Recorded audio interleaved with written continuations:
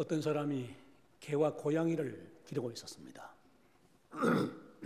이 개와 고양이는 같은 주인 집에서 같은 환경과 대우를 누리면서 살고 있었는데, 그 개와 고양이는 각기 다른 생각을 가지고 있었습니다. 개는 나를 데리고 사는 이 집 주인은 나를 먹여주고 재워주고 만져주고 예뻐해주고 돌봐주는 것을 보니까 정말 좋은 분들이야, 그렇게 생각을 했습니다. 근데 고양이는 나랑 같이 사는 이 집 주인은 나를 먹여주고 채워주고 만져주고 예뻐해주고 돌봐주는 것을 보니까 나는 역시 대단한 고양이야, 그렇게 생각을 했어요. 사실은 사람도 마찬가지입니다. 사람도 그런 상반된 두 가지 생각을 가지고 이 세상을 살아가고 있습니다. 이 본문에 보면 예수님의 비유의 말씀에 등장하는 바리새인과 세리, 이 두 인물이 있습니다. 하나는 바리새인이고 하나는 세리라고 했는데요, 바리새인은 어떤 특징을 가진 사람이냐면 사회적으로 아주 권위 있는 신분을 가진 사람들입니다. 존경받는 일을 대단히 좋아하고 아주 자기 권위를 중하게 여기는 사람들입니다. 이 바리새인들은 그 남들을 율법적으로 정죄하는 일을 아주 엄격하게 하는 사람들이었는데, 그러나 알고 보면 자기의 내면 세계는 마치 더러운 것이 담겨있는 그릇 같았고 회칠한 무덤같이 그렇게 더러운 사람들이었어요. 그럼에도 겉모습은 그렇게 근엄하고 점잖고 존경받는 일을 좋아하고 권위가 대단한 그런 사람들이었던 것입니다. 또 세리는 어떤 사람들이냐? 세리는 이건 또 문제가 많은 인물입니다. 세리는 로마 치하에 있는 나라인데 그 나라에서 친노파가 돼가지고 자기 동족 유대인들에게 세금을 과잉 징수해서 로마에다 갖다 바치면서 그 가운데 많은 돈을 자기들이 가로채는 그런 관리들이었어요. 그래서 유대인들에게 완전히 매국노 취급을 받고 엄청나게 욕을 얻어먹는 그런 신분을 가진 사람들이었습니다. 그런데 그 두 문제 많은 인물이 나란히 성전에 올라갔습니다. 하나님 앞에 기도하기 위해서 성전에 올라갔습니다. 바리새인은 세리와 멀리 따로 떨어져서 가지고 하나님 앞에 이렇게 기도했습니다. 하나님이여, 나는 다른 사람들, 곧 불의하고 토색하고 간음하는 사람들과 같지 아니하고 저 세리와도 같지 아니함을 감사하나이다. 나는 일회에 2번이나 금식을 하고 11조를 엄격하게 구별해서 하나님 앞에 드립니다. 그렇게 기도를 했습니다. 그런데 세리는 감히 바리새인이 서 있는 그 자리 가까이 가지도 못하고 멀리 서서 혼자서 하나님 앞에 기도하는데, 감히 머리를 들고 하늘을 우르르 보지도 못하고 손으로 가슴을 치면서 하나님이여 긍휼히 여기소서, 나는 죄인이로소이다 하면서 하나님 앞에 기도했습니다. 예수님께서 이 비유의 말씀을 마치시면서 이런 결론을 내리셨어요. 내가 너희에게 이르노니 이에 저 바리새인이 아니고 이 세리가 의롭다 하심을 받고 자기 집으로 내려갔느니라. 이건 보통 사람들의 상식을 아주 뒤집는 그런 예수님의 말씀이죠. 틀림없이 사회적으로 존경받고 또 자기 권위를 아주 특별하게 생각을 하고 살아가는 그 바리새인이 의롭다고 칭함을 받아야 되는데, 바리새인은 무시를 당하고 그토록 동족을 괴롭히며 부정하게 착복을 하며 아주 이 매국노 취급을 받는 세리가 하나님 앞에 의롭다 칭함받고 자기 집으로 내려갔다는 것은 이 상식적으로 이해가 되지 않는 말씀이에요. 오늘 예수님의 비유의 말씀이 바로 이런 내용으로 되어져 있습니다. 사람은 자기를 어떻게 발견하고 자기를 어떻게 고백하느냐에 따라서 우리 하나님의 평가를 받게 되고 하나님 앞에 어떤 인물이라고 규정을 받고 구별을 받게 되어지는 것입니다. 그런데 사람의 자기 발견과 자기 고백이라고 하는 것은 하나님을 만난 사람이냐 하나님을 만나지 못한 사람이냐에 따라서 달라지게 됩니다. 하나님과의 진정한 만남이 있는 사람은 자기 중심과 자기 표준의 사고방식을 가지고 삽니다. 그래서 그런 사람들은 영적인 죄의식이 전혀 없기 때문에 자기를 죄인으로 발견할 수도 없고 자기를 죄인이라고 고백하는 일도 일체 없습니다. 그러나 우리 성경을 보면 이 세상의 모든 인간이 죄인은 인자가 하나도 없다고 했습니다. 모든 사람이 다 죄인이다. 죄를 범하였다. 의인은 하나도 없다. 인간은 다 불의하다. 그렇게 명백하게 성경은 규정을 하고 있습니다. 그럼에도 사람이 자기 최면에 빠져가지고 자기가 죄인임을 자각하지 못하지만은 사람이 캄캄한 어둠 속에서 헤매고 돌아다니다가 밝은 빛 가운데 나올 때에 자기 모습을 비로소 바로 발견하게 되어지지요. 내가 이래 가지고 살았구나. 이래 가지고 있었구나. 또 거울 앞에 자기를 세워놓고 볼 때 더 분명하게 자기를 알 수가 있습니다.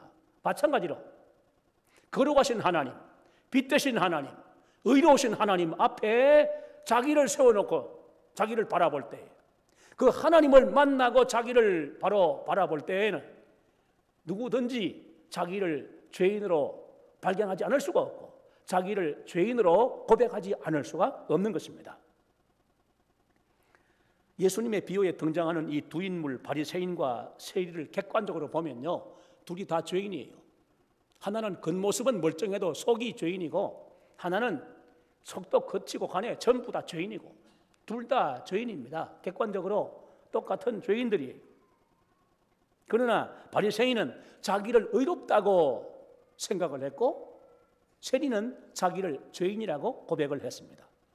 같은 것은 둘 다 죄인이라는 사실이고 다른 것은 하나는 자기를 의인인 줄 알고 하나는 자기를 죄인인 줄 알았다는 사실이지요. 근본적인 문제는 바로 그겁니다. 진정으로 하나님을 만났느냐 만나지 못했느냐 거기에 따라서 자기를 어떻게 발견하고 어떻게 고백했느냐 이런 극명한 차이가 있게 되어진 것입니다. 우리 성경을 보면 하나님을 만난 사람 누구든지 자기가 죄인임을 발견했습니다. 또 자기가 죄인임을 시인하며 고백을 했습니다. 시편 51편 3절에 보면 다윗은 무릇 나는 내 죄과를 아오니 내 죄가 항상 내 앞에 있나이다. 나는 하나님 앞에 죄인임을 압니다. 하나님 앞에 나는 항상 죄인입니다. 언제 하나님 앞에 서봐도 내 죄가 하나님 앞에 있습니다. 내 앞에 내 죄가 있습니다. 그렇게 하나님 앞에 감출 수 없는 죄인임을 고백했습니다. 또 이사야 선지자는 이사야 6장 5절에서 말씀하기를 화로다 나여 망하게 되었다. 나는 입술이 부정한 사람이요 입술이 부정한 백성 중에 거주하면서 만군의 여호와이신 왕을 배웠음이로다. 하나님을 만나 뵙고 보니 저는 오직 죄인일 뿐입니다. 그렇게 고백한 것입니다. 누가복음 5장 8절에 보면 베드로는 예수님을 만나고 그 예수님이 처음에는 몰랐는데 알고 보니까 신성을 가지신 분, 바로 예수님이야말로 하나님의 아들이시고 하나님이시라는 사실을 깨달은 다음에 그는 선생님하고 부르던 그 호칭을 바꾸어서 주님이라고 부르면서 주여 나를 떠나소서 나는 죄인이로소이다. 그렇게 자기를 발견하며 고백했습니다. 디모데전서 1장 15절에 보면 바울은 죄인 중에 내가 괴순이라 그렇게까지 고백을 했어요. 이런 고백들은 공연한 자기 비하나 지나치게 자학적인 인생관의 피력이 아니라 이것은 정말 하나님을 만난 사람이 하나님 앞에서 당연히 발견하고 고백할 수밖에 없는 가장 정직한 자기 발견이고 자기 고백인 것입니다. 지금 우리나라에 새 정부가 출범하기 위해서 국무총리, 장관들 인선하는 문제가 있는데 오랜 시일이 지났음에도 불구하고 아직도 분명하게 다 인선을 하지 못한 가운데 있어요. 왜 그러냐 하면 이 사람들을 총리부터 장관들을 전부 다 이제 이게 다 인선을 해야 되는데 이 사람들이 국회 인사청문회를 통과해야 됩니다. 그런데 인사청문회를 통과할 만한 인물이 제대로 없다는 거예요. 아무리 눈 닦고 찾아봐도 무사하게 인사청문회 통과할 인물이 없어가지고 지금까지도 다 발표를 하지 못한 그런 가운데 있습니다. 옛날에 그리스의 철학자 디오게네스가 사람다운 사람이 어디 있는가 찾는다고 하면서 밝은 대낮에 등불을 들고 거리를 돌아다녔다 하는 이야기가 생각이 나요. 이렇도록 사람 찾기가 참 어려운 것인가? 어떤 사람들은 그럽니다. 현재보다 더 엄격하고 철저한 미국식 인사청문회 방식을 도입해야 된다. 그런 말들을 합니다. 그러나 뭘 모르는 소리예요. 만약에 그런 식으로 했다가는 뭐 몇 달이 아니라 몇 년을 찾아도 아무 없는 사람 한 사람도 못 찾게 될지도 몰라요. 왜 그렇습니까? 미국하고 우리나라하고는 전혀 다른 나라입니다.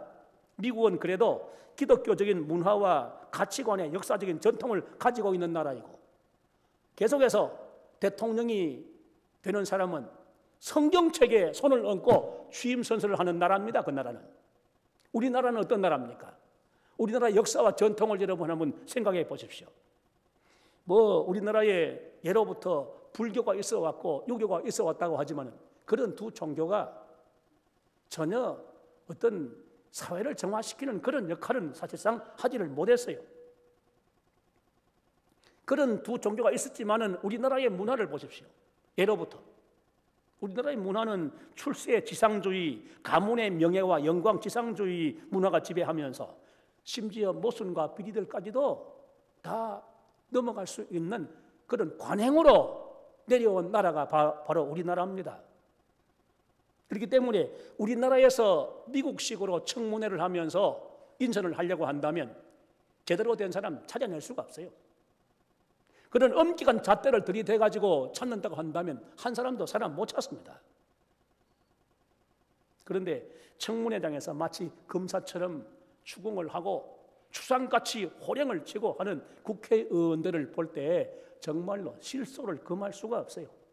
그 국회의원들이 어떤 사람들인지 세밀하게는 모르지만은 아무것도 검증받지 못한 그 국회의원들, 아마 그 사람들을 청문회에 먼저 세운다면은 누구보다도 크고 많은 문제들이 줄줄이 막 딸려 나올 겁니다. 근데 그 사람들이 청문회 위원들이 돼가지고 자기보다 나은 사람을 앞에 두고 막 추궁을 하고 호통을 치고 하는 거 보면 정말로 실소를 금할 수가 없어요. 국회의원들 뿐이겠습니까? 사실을 바로 말한다면 대한민국 국민 어느 누구를 갖다가 청문회장에 세워놓아도 아무런 문제 없이 무사 통과할 수 있는 사람 아마 거의 없을 겁니다.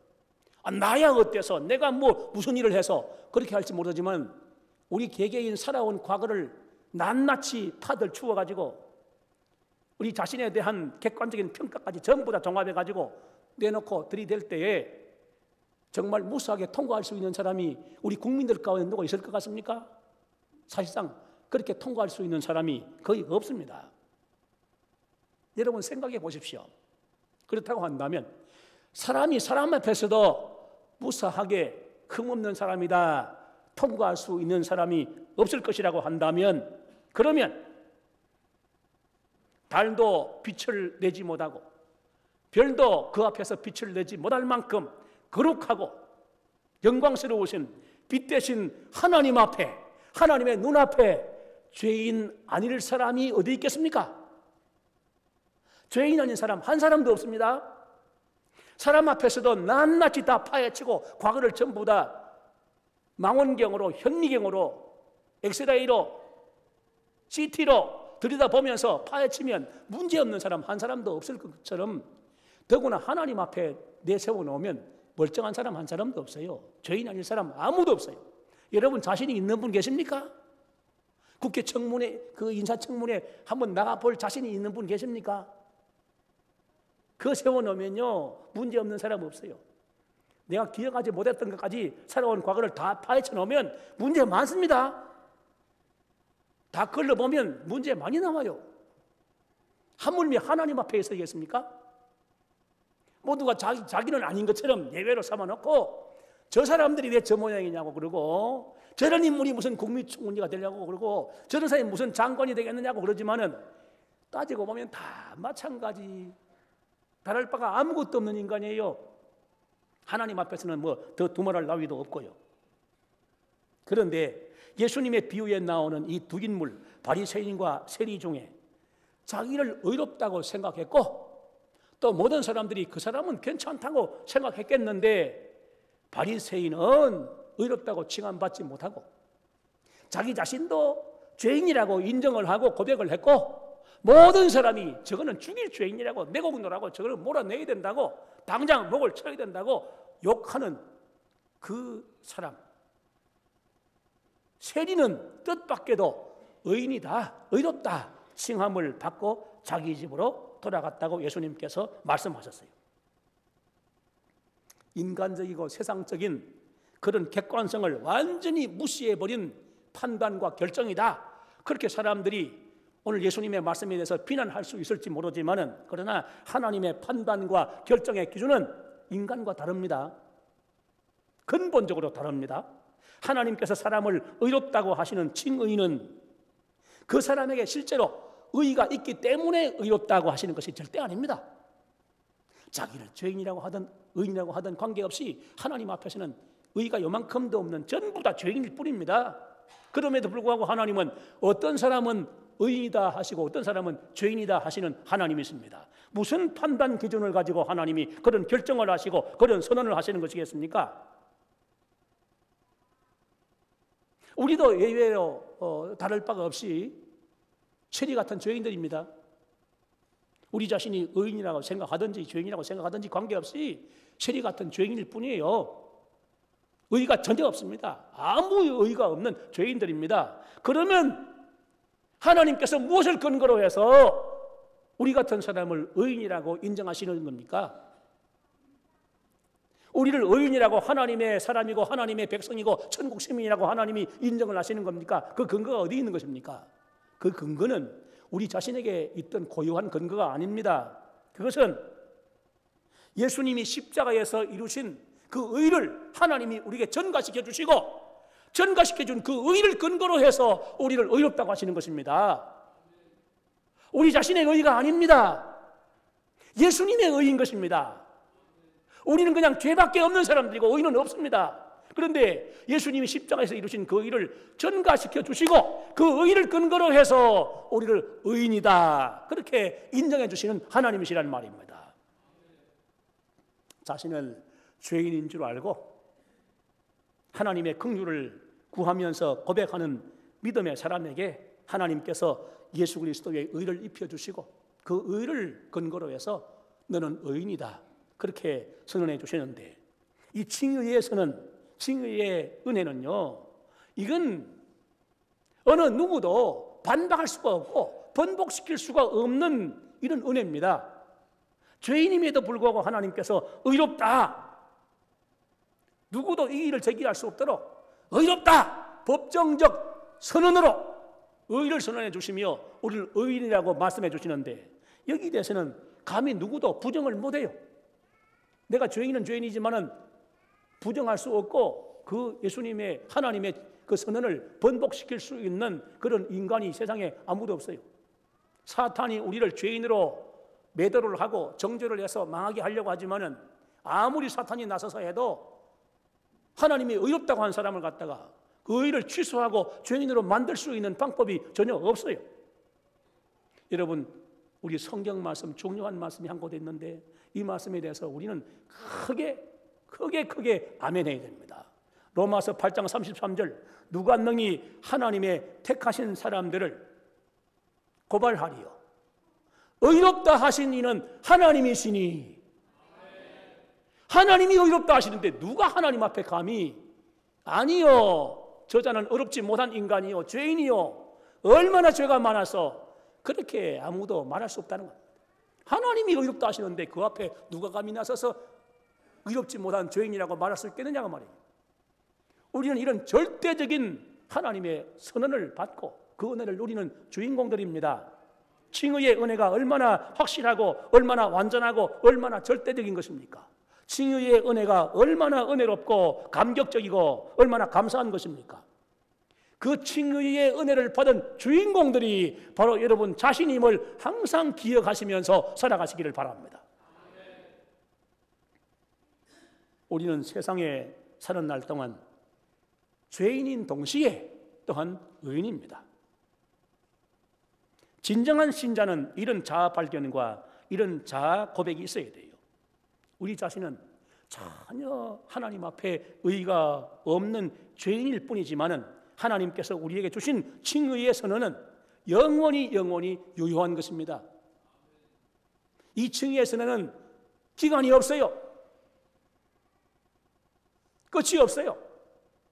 유효 기간이 있는 게 아니고 영원토록 유효한 것입니다.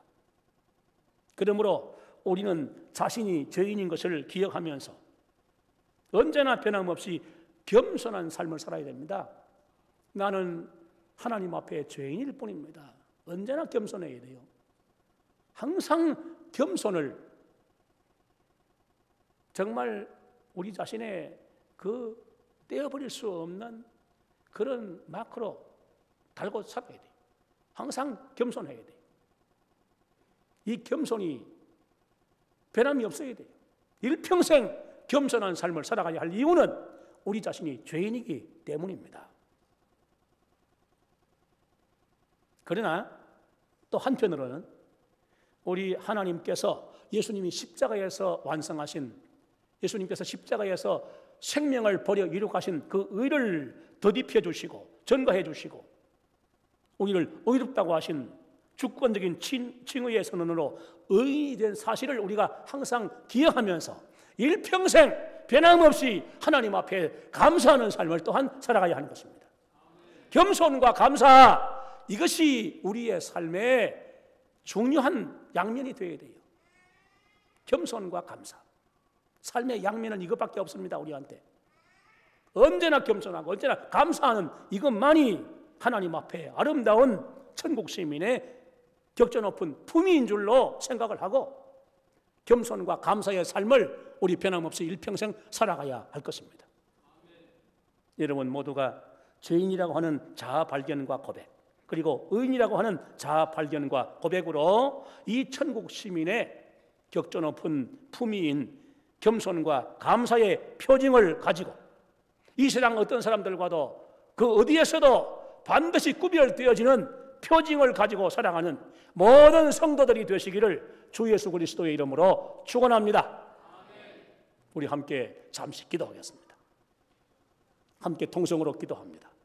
하나님 앞에 나는 말로 다할 수 없는 죄인일 뿐이지만 내게 없는 의를 하나님이신 예수님, 하나님의 아들이신 예수님이 십자가에서 피 흘리시고 생명을 버려서 이루신 그 의를 전가하여 주시고 그 타의와 타율에 의해서 우리가 하나님 앞에 의인이라고 하는 칭의를 받은 주인공이 된 사실을 기억하면서 일평생 겸손하게, 일평생 오직 감사하면서 살아갈 수 있게 하여 주옵소서.